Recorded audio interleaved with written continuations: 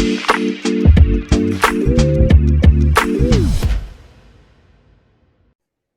right, hello. Welcome back to the Chase Thomas podcast, taping this on a Thursday evening. We flipped last week. Guess what? We're not flipped this week. Stats by Will on a Thursday night here on the Chase Thomas podcast on the Blue Wire Pod Network. Will, good evening, sir. How are you? Doing well. Just like the Big Ten, you'll always know what time I'm on.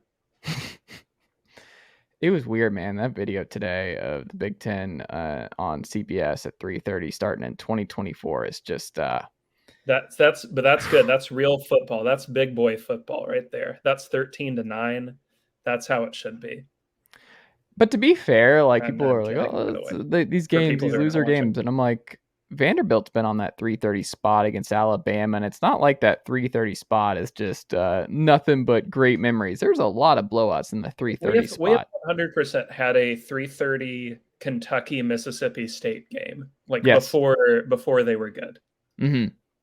Like it's not like this hallowed time. And also, like if you're a fan of a team that's on there frequently, and this goes with Fox as well, you know the struggle. There are hours upon hours of ads. Yes. If I have to sit through one more friggin' Nick Saban Affleck ad, I swear. And somehow that's displaced. This is a mini rant, and I'm sorry, but I got to get this off my chest because I brought it up. I brought it up. I have to own it. Mm-hmm. If I hear that damn Matt and Kim song one more time in the Buick commercial this year, da da da da da da da da da, yeah, that's a war crime. Are Matt and Kim responsible for Iraq? Some are wondering. Wow, I'm kidding. No, they have some good songs, but that commercial is just too much. That song is super old too. Like that's like a 10-year-old song, right? It's like their first album. Oh, so that's it's like Daylight. Isn't that the? Yeah, I think that it's definitely like a 10-year-old song because, yeah, no, we can go down the Matt and Kim rabbit hole, but yeah, it's a pretty old one. Because it's not Daylight. What is it called? Is that Daylight or is that the one where it's like? No, Daylight's like the fast piano. Never mind. Yeah. I forgot even what that one's called. But they're good. Shout out to Matt and Kim. Daylight is like piano 101 for a kid starting out. Very easy to figure out. Can you play piano? Very little, but I can play like 5 songs. So look at this. The folks, for the people on youtube.com/Chase Thomas podcast, I'm putting up my fingers. Folks, when you have long fingers, you'll get a lot of strangers and you'll get a lot of people in your life that will offer their opinion on things you should do in your life. When you're a writer, what they'll tell you a lot is like, have you thought about being a lawyer? Have you considered being a man of the law, a lawman? But when you have long fingers, they'll be like, have you played piano? Do you play piano? Have you considered playing piano? Because if you have long fingers, you just it's open season on unsolicited advice as to why you should play the piano. And then there is a sigh that follows and you're like, no, never got into it. So people are just like, what a waste of those long fingers. I don't know that. See, I have long frog fingers, but I never get the piano. It was always like people are like, have you played bass or something like that? Or like a little bit of the guitar finger picking thing, but not as much on piano. That and people are always like, well, can you palm a basketball? And it's like, well, yeah, but it's not like that useful of a skill, really. Right. It's like, it's a party trick. I can do that. Is it a party trick? Hey, Will, gather around. Will's about to palm this basketball. I feel like if you were the first guy to do it in 1952, people went freaking nuts. Like the first time somebody palmed a basketball, it was like that kid flipping the water bottle. It was that level of reaction. There you go. Will, it's time for our weekly dose this offseason for right guy or wrong guy for this program. I want to throw Jerry Stackhouse at Vanderbilt to you. They play a style that I think we're both going to say is conducive to winning in modern college basketball. The wins haven't come. Scottie Pippen Jr., really good player for them the last couple of years. Is he the right guy or the wrong guy for Vanderbilt? I think I'm finally settling in that he is the wrong guy. And okay. I don't really want to admit that because, I mean, more than the average person, I think I like Stackhouse. And do want him to succeed. Part of this is like residual Pistons fandom, but more significantly, like you said, he plays a watchable style. They were a lot more committed on the defensive end this year. Like they were pretty tough to score on, frankly, when Tennessee played them. But I mean, we're at 3 years of data now in Stackhouse. Some good has been done. You know, he took over an 0-18 SEC team, 155th in Ken Palm. 3 years later, they finished 64th, above 500 on the season, though not in the SEC for the first time in 5 years. You know, I mentioned the defense, they're pretty feisty. All of that is fine. The problem is that they had Scottie Pippen for all 3 of those years and produced a total of 13 SEC wins from it.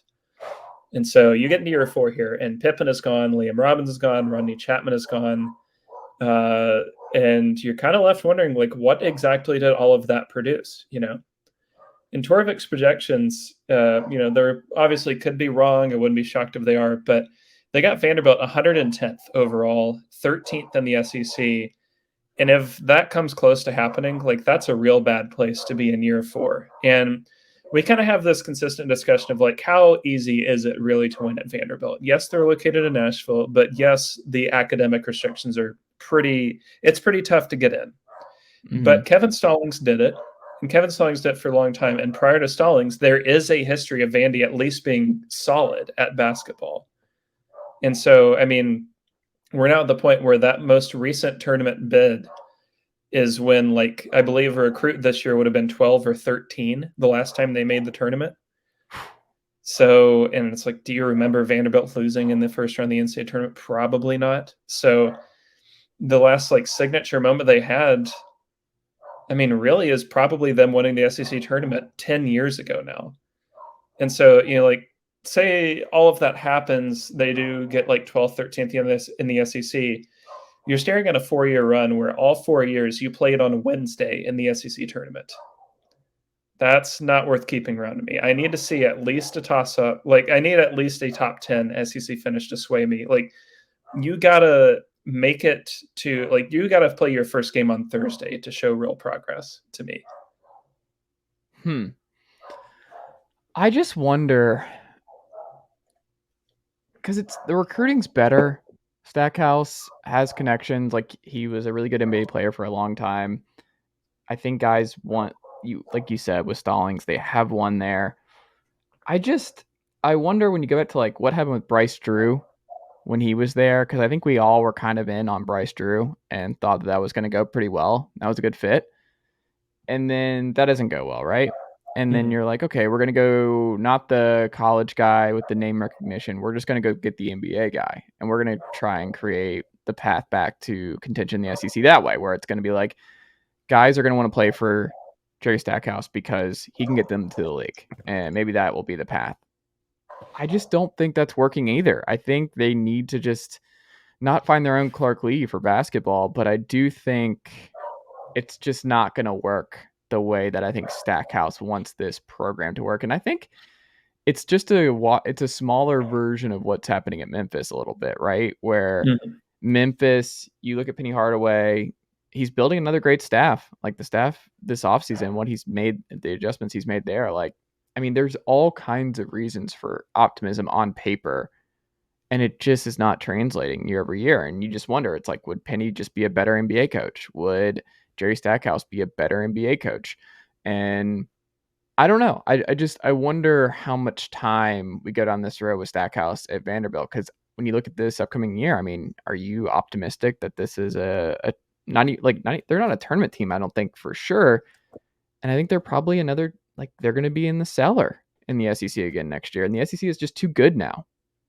Yeah, I just don't see it with them. I mean, like, could they be, you know, like kind of what they were last year and, you know, finish like 10th or 11th in the SEC? I think that's possible.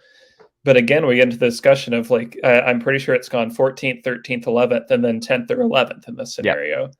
Is that worth giving a 5th year? I don't really know. And this is all before, like, I mean, of the top 3 like consensus recruits he's recruited, because Pippen actually was not one. Of the top 3 recruits he's gotten, all 3 have transferred out. Dazzoni transferred to Temple, Dylan Daisu, who was not good, but whatever, transferred to Texas, and then Peyton Daniels transferred to Stephen F. Austin.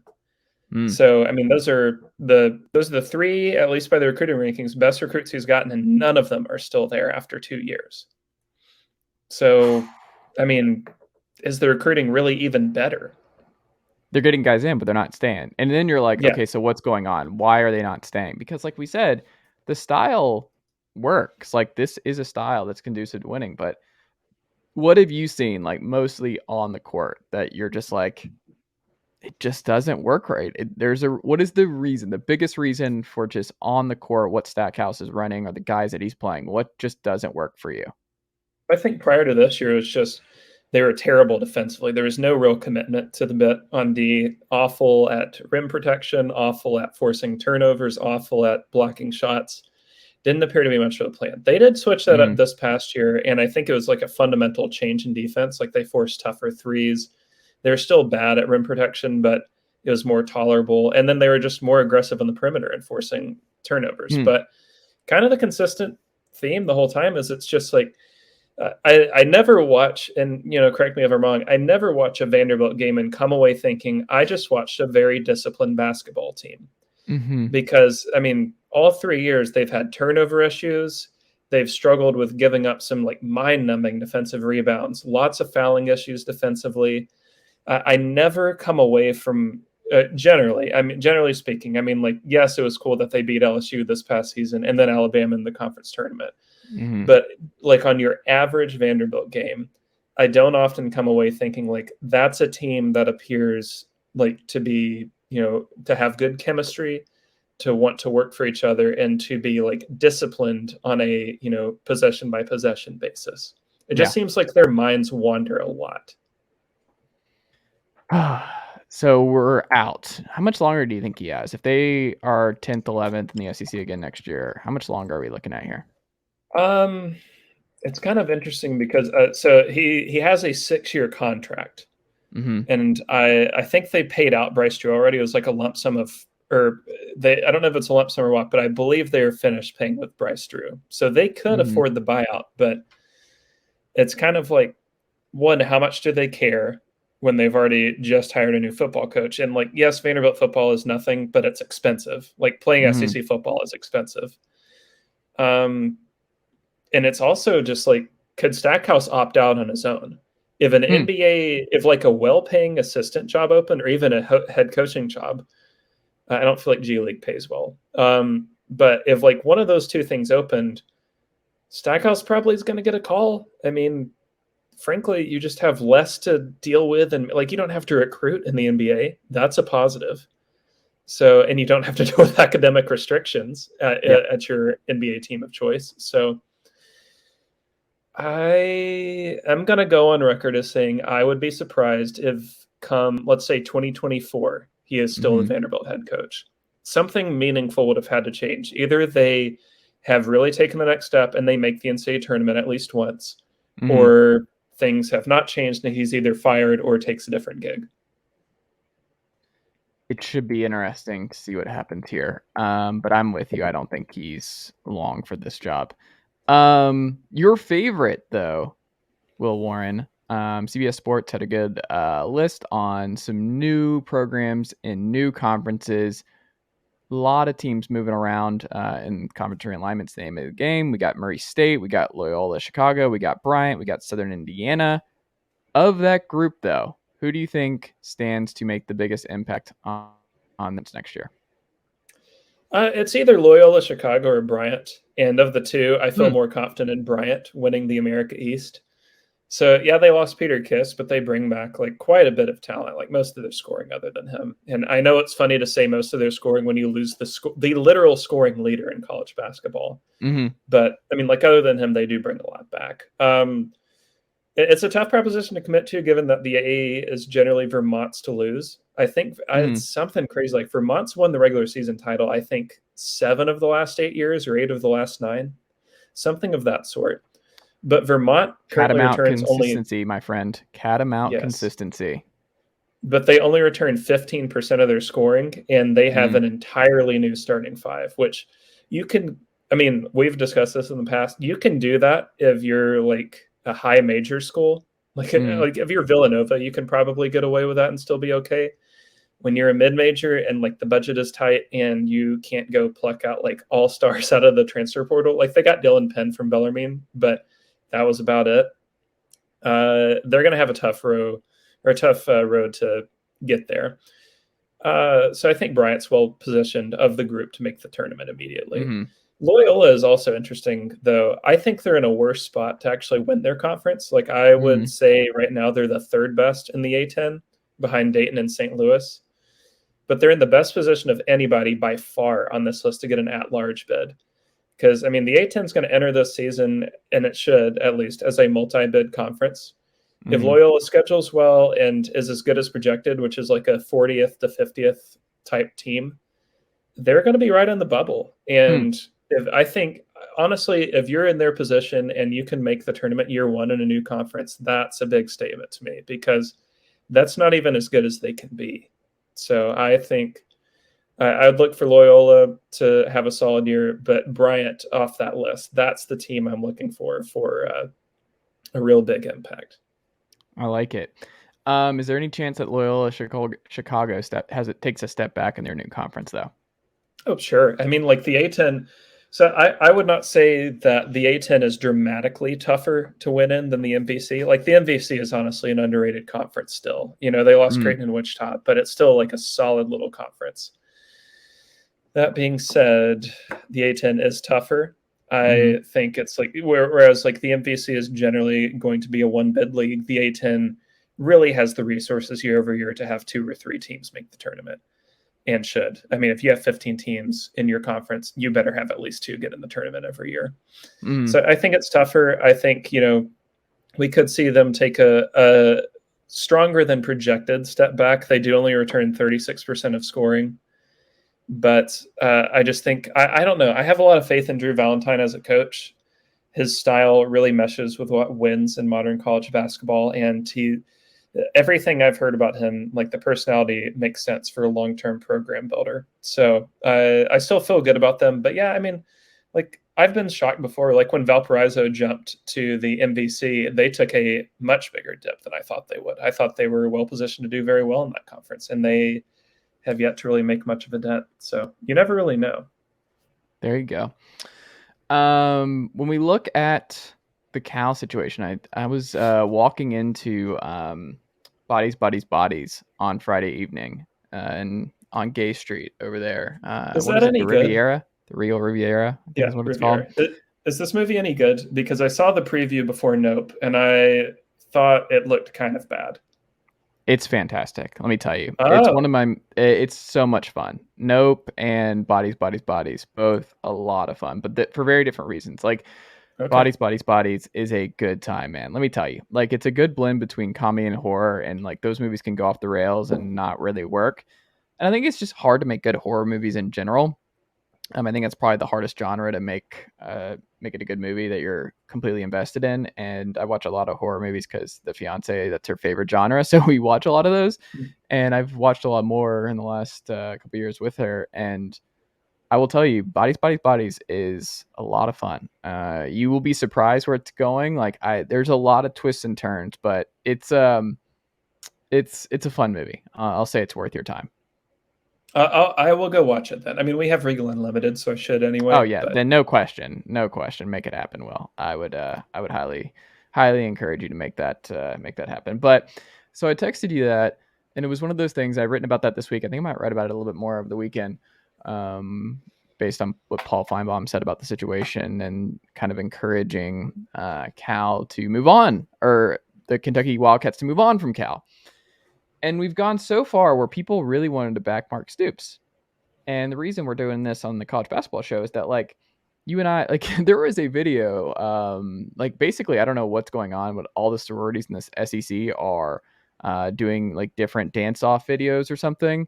And if you go to Kentucky's, all basketball jerseys. That's one of the things. I think I tweeted on the Chase Sims podcast Twitter account where it's like, I'm seeing a lot of basketball jerseys. I'm not really seeing any Kentucky football jerseys.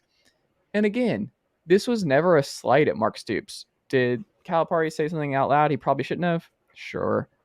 But now we're getting the takes where it's like the football team's winning 10 games every year now. Like this is a football school. We've turned the tide. It's like, no, you haven't, because it will take decades. And I think there's this idea that Kentucky can just do better than Coach Calipari. And now I think Calipari somehow in the year 2022 has become underrated as a head coach in college basketball. I never thought we would get here, but I think that's now the case, because like Tennessee fans, like we love making jokes about Rick Barnes owning Cal and Kentucky and things like that. But 5-star after 5-star, he has been to so many Final Fours. He's won a national title.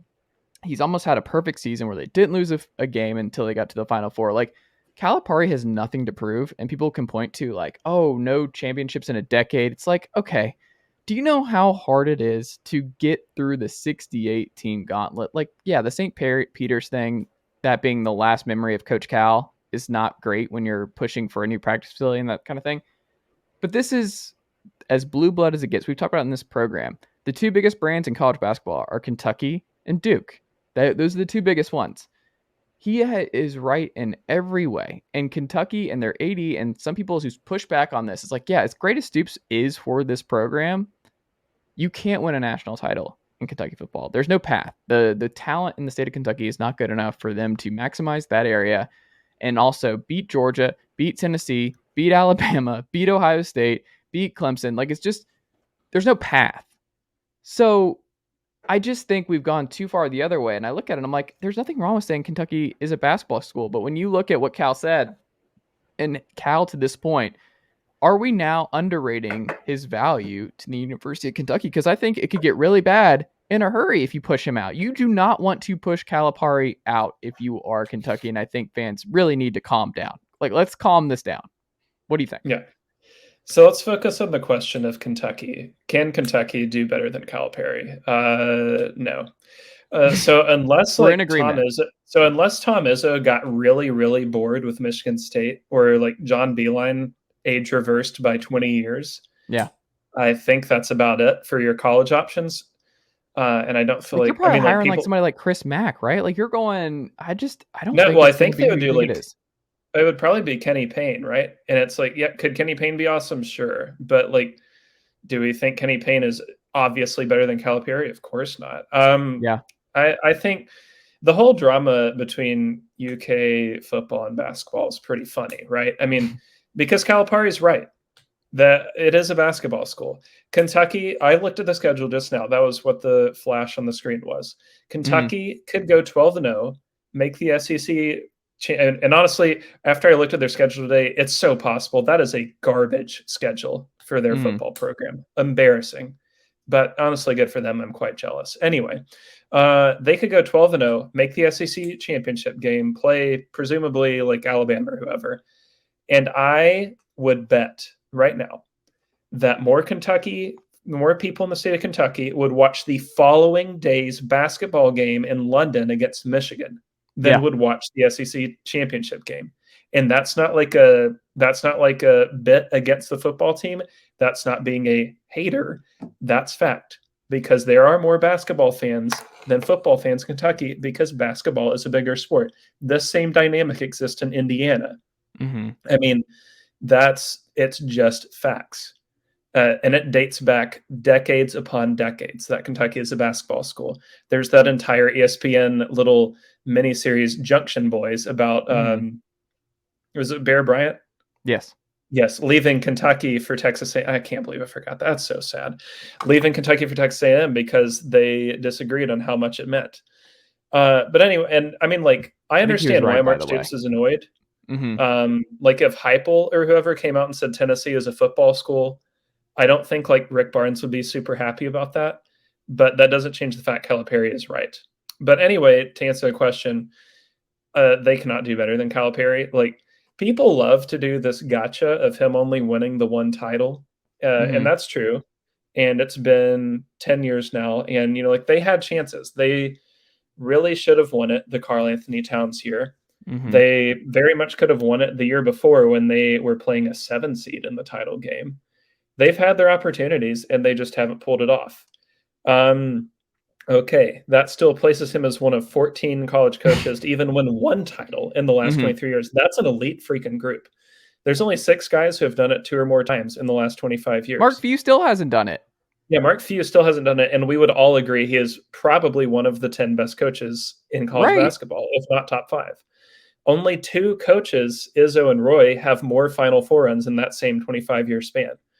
Hmm. And I think this sort of goes back to, and it's kind of, I don't really know where this originated, but I swear it's been around as long as I've been watching his teams.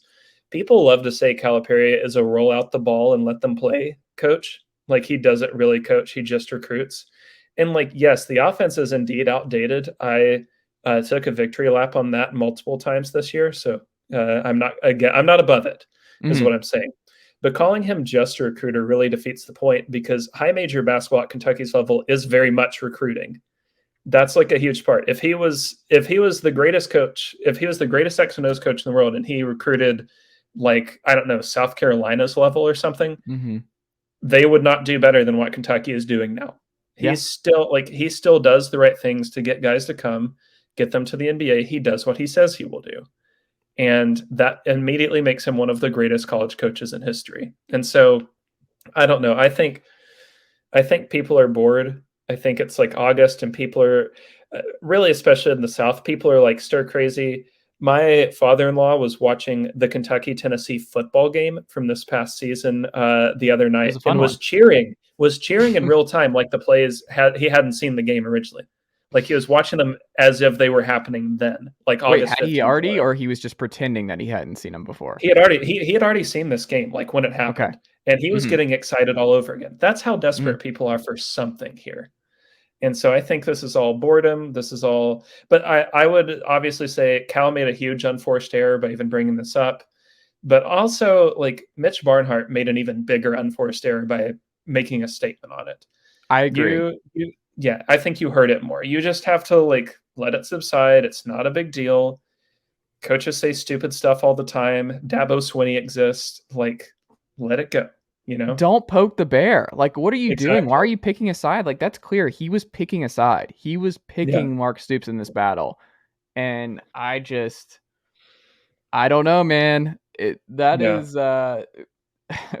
it's I just wonder interesting. if this. I wonder if this rubs Cal the wrong way, just temporarily, or if it's like permanent, Well, it's or if he clear just that doesn't care, which is Cal also an and option. Stoops don't like each other. Like that much is Mm, clear. Like those two do not go publicly with the war of words like this. And Stoops tweeting through it was very cringe. I think we can all mhm. agree. Where it's like, look at that 4 straight playoff victory stuff is as cringe as it gets for a football coach. Where it's like, well, yeah, 4 straight bowl games, and we all know bowl games aren't what they used to be. Like, all right, can you Yeah, beat Georgia once? Can you beat Tennessee? Like, can you do that in a non-COVID year? Like, can we get there? Can you keep your best player in your state? Like Christian Conyer, last time I checked, committed to Tennessee this past month. Like, can you do that? Like, Tennessee is not scared. Georgia is not scared. Alabama is not mhm. scared. Florida, not scared. Like, you finally got over the Florida hump, but we can go through the history of Florida, Kentucky, like 20 plus years straight of Florida winning that game. I just think Stoops has done a great job, but I think now Mitch backed the wrong dude because Cal is not going anywhere. And I think Cal is happy and content. Just give him what he wants. You're a premier brand. Mark Stoops is eventually going to get tired of the glass ceiling or the just where he can go at Kentucky. Like he's eventually going to be like, I need to go do my Brian Kelly thing where I've won a bunch. I'm well respected, but the resources, the recruiting base, I cannot win a championship here. And eventually his competitive urge will push him somewhere else. And that might be expedited now, but that's where Mitch should have seen it is like Stoops is eventually going to leave. Like eventually he's going to realize that this job, you can only go so far at Kentucky.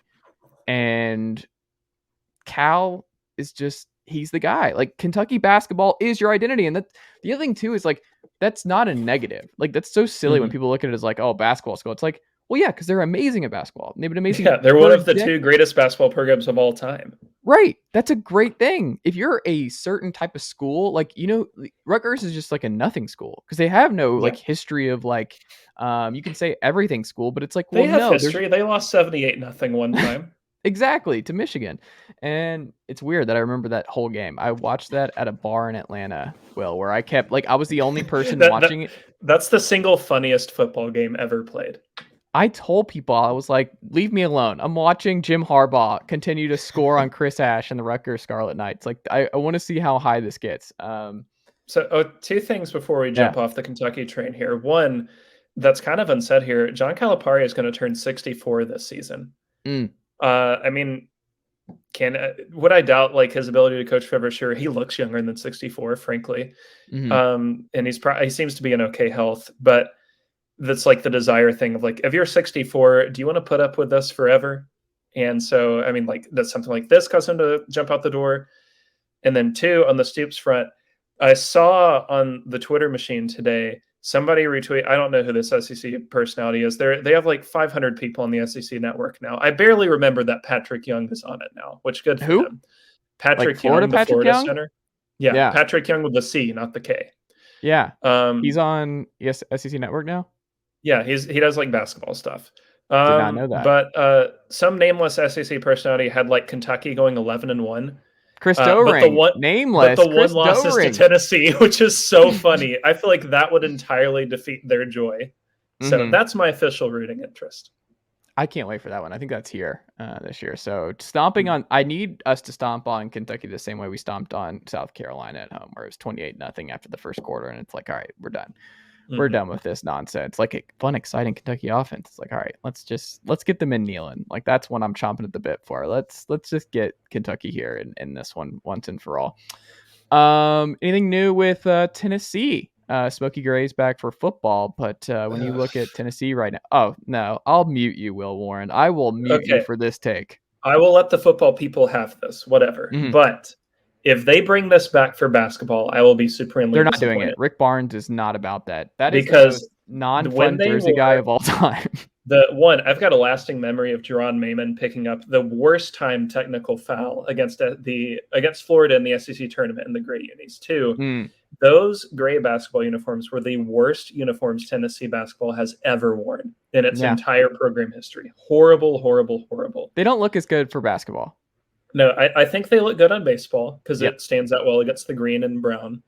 And I think I'm not a big fan of them, frankly, but like if you want to do it for football, whatever, it's like one game a year, not that stressful. But when you introduce like alternate uniforms in like basketball, I feel like teams commit to them for like 6 games a season. And the uniform better be really good for you to commit to it 6 games a year. Because I've seen some crappy ones. So I think the dark mode black uniforms could work for Tennessee basketball. I think you could do it with some black and orange. That would work. I would be good for that. I would also be good. And I hope this is like, I'm speaking into existence. The baseball script vols would look wonderful in the front of a basketball uniform. I would agree. Again, we're bored. I don't have like any Tennessee basketball notes. They need to like keep interviewing each other. That's where we're at. Yes, that's all they're doing. I want them to release the SEC basketball schedule, though. I know who Tennessee is playing because they've released the opponents, but I would love to see like how does the schedule start? Because like Tennessee, I think like several years in a row now, it's like all but 1 year they've opened on the road, but they've generally opened against a team everybody expects to be very good. So like last year was Alabama, the year before it was Missouri, the year before that it was LSU. So I want to see if they're going to get like a frisky opponent or if you're opening with like Ole Miss or something. So because I think it's really cool when like if the Big Ten started this year with Iowa versus Indiana, that would be something I would watch. Like I'd be pretty cool with that. So the SEC, they will not start with a Tennessee, Kentucky, but like if you started Tennessee, Arkansas, that would be a great way to begin the SEC basketball season.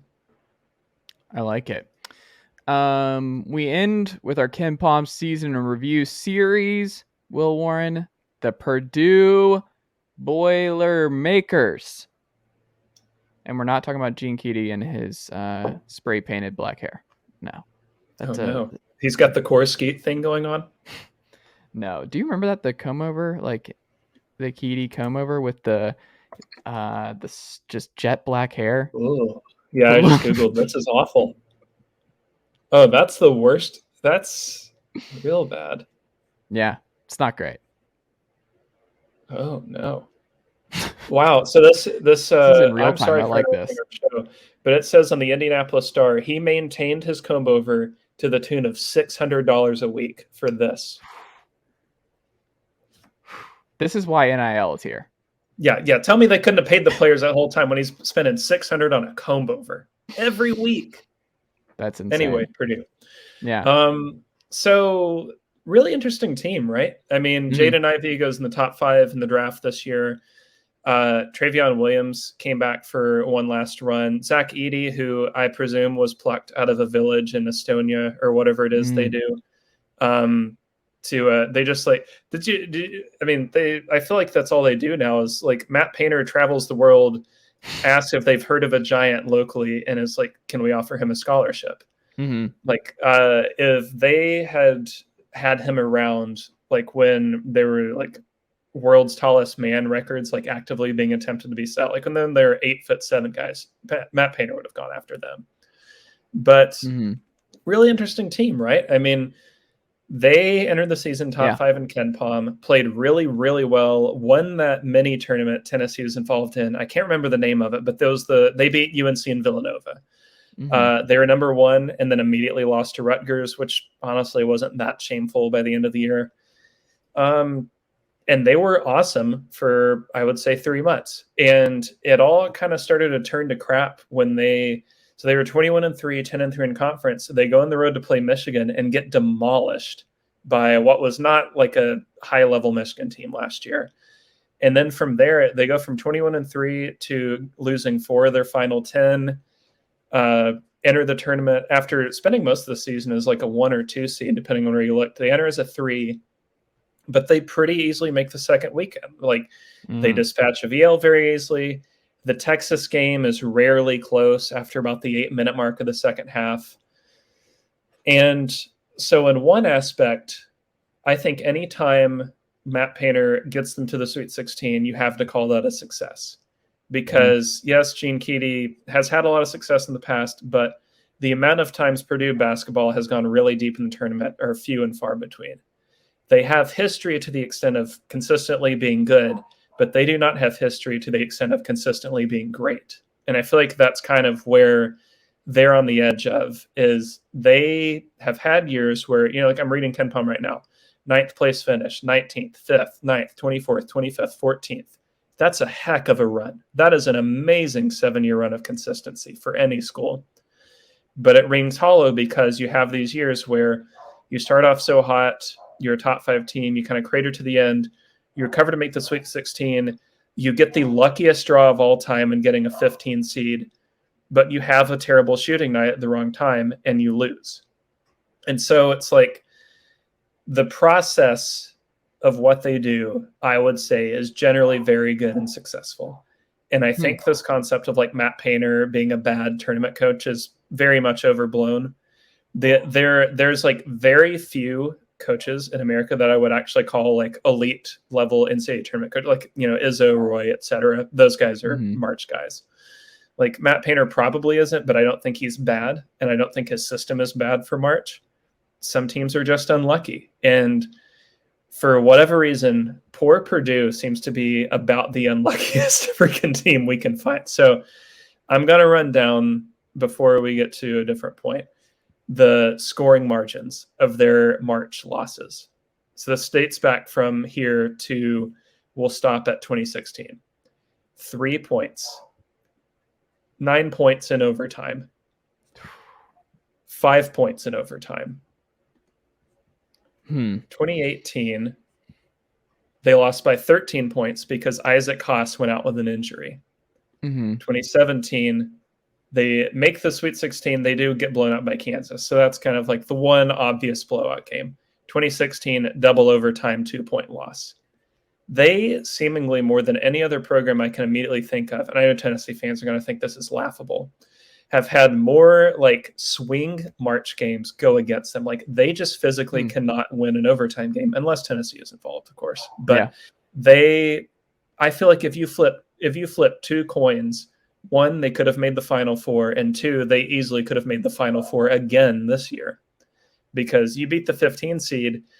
And I mean, like North Carolina was white hot. They easily could have won that game, but North Carolina facing Purdue is wholly different than North Carolina facing St. Peter's.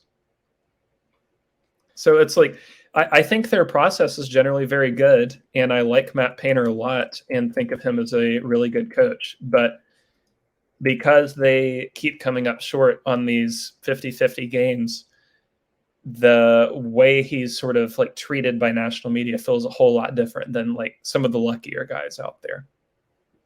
Interesting. I wonder though, because they were basically tied for number one adjusted offense in Ken Palm last year with Duke, and the defense was, I think, 93rd in adjusted defense. What do you see though? Is there something that they're doing offensively that will always limit what Painter's defense can be year over year? Is there a way, is there a path with their style of play on offense and to be that good without sacrificing that kind of elite offensive production to get that defense to where it probably needs to be if they want to make a real Final Four national title run? Well, I think it's just the best Purdue teams really have been. But we'll take like the Elite Eight team and then the Sweet 16 team the year before. That was basically an injury short of a deeper run. And to be fair, they ran into Texas Tech, who was just really good. Those two teams had, yes, top 5 offenses, but they're also top 35 defensively. The path to them kind of getting back to that involves better rim protection. So they have Travion, they have Edey. So you would think like they're going to be really hard to score at the rim on defense, right? Not really. 128th in block rate, 134th in 2-point percentage. They've got to find a way to restrict that. And the teams that generally seem to go furthest, and they've sort of changed how they play defense the last few years, they give up way more 3-point attempts than they used to. So 2015 through 2018, they're around like 33 to 34% of opponent attempts were from deep. Last 4 years, 43, 42, 45, and 41. So they've completely shifted their philosophy there. They're happy to let you bomb it from over the top. Against bad shooting teams, obviously a fine strategy. But when you're in like a one-off tournament situation where it's all it takes is for, teams shoot threes more than ever. Teams make more threes than ever. All it takes is for the wrong guy to get hot on the wrong night. Like Doug Edert. Edert probably made himself a multimillionaire because he got hot on the right nights this year.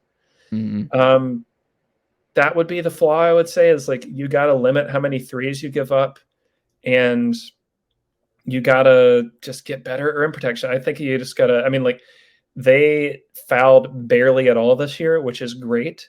But that came at a cost of like they fouled so little that they just weren't very physical at the rim. And so I think that you got to find that challenge of like, and it's going to get tougher this year with Williams gone because now it's just Edey at center. They'll have backups, of course, but they're not going to have somebody ready to just step in at that all Big Ten level like Williams was. So I don't know. I'm curious to see what they do. I think they're going to be a hair worse. I would have them like 22nd sounds right. So I think they'll be good again. So like 20th to 22nd, somewhere in there. Edey is going to be an all Big Ten guy. Mason Gillis could be. Caleb First could be. And then like there's other guys in there. And I think, just like usual, they're going to contend for the Big Ten title because that's what they do. But it's just like you got to, I don't know. It's the Tennessee philosophy, right? If you're good enough times, eventually it's going to work out in your favor. I would agree with that. Like you're in good shape. Don't get antsy, Purdue fans, about Painter. Like don't get antsy. Like this is working. This is going well. You just put a player top 5 in the draft. Like it's going well. Yeah. Will Warren, what can the folks check out from you? Stats by Will on Twitter, statsbywill.com. Anything you'd like to plug as we wrap up here on a Thursday evening? Nothing new to plug. I'm tossing around the idea of writing some new stuff. Okay. So hopefully I'll have more on that soon, but you can always find me tweeting away. I would love to plug The Rehearsal, which is airing its final episode of the season tomorrow. Very good. Amazing show. Shout out to Dr. Fart, one of the all-time great TV characters. Doing a bit and just he was riffing and I went with it. Just some. Can you just give me a list of everything satanic so we can just get on the same? It's an incredible program and I very much love it. But you know what I don't love? The think pieces on whether or not this is actually good. Folks, I promise you don't have to write it. You don't have to write is Nathan Fielder actually a villain? Like I promise you don't have to write this piece. Also, he wrote his own think piece in the show with the fake Angela interaction. That's true. So there you go. It's such a great show. I don't know what I'm going to do, Will, because the fiance is going on her bachelorette party this weekend, leaving tomorrow morning. Do I watch it and not tell her that I watched it? on Friday night, or do I wait it out? Do I wait it out until Sunday evening? I think you have to watch it. So by my I feel like it's gonna get understanding, spoiled. but by my understanding, she's less online than you, right? Oh Generally. yeah, 100%. Then she'll be fine. Yeah. As long as she doesn't. Does she have other friends who watch this show? Or do you know? I don't think so. Based on the TV ratings, I'm gonna assume no. Are So the because ratings bad?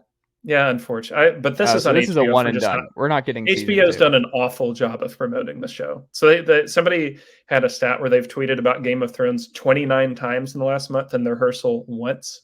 Well, to be So fair, how do you tweet about the rehearsal? Like everything about this show is like, how do you promote this just tweet show? out a reminder that it's on. That's They true. don't even do that. Bare minimum. Yeah. But I would simply tell people, hey, the show we have paid for is on the air. Please watch it. Thank you. Mm. But anyway, I say you watch it because the problem with both of us being on Twitter is that there will be all of the memes. And then it's like, you either, I mean, like, it's okay if you don't participate in it, but you either have to risk unintentionally getting a spoiler by the way of like the No Context Nathan account. Yeah. Or like entirely go offline for basically 2 straight days, which is sadly hard to do. That's sustainable. I don't think it's going to work like that. I'm going to So have to watch I say it, man. watch. Yeah, I think so.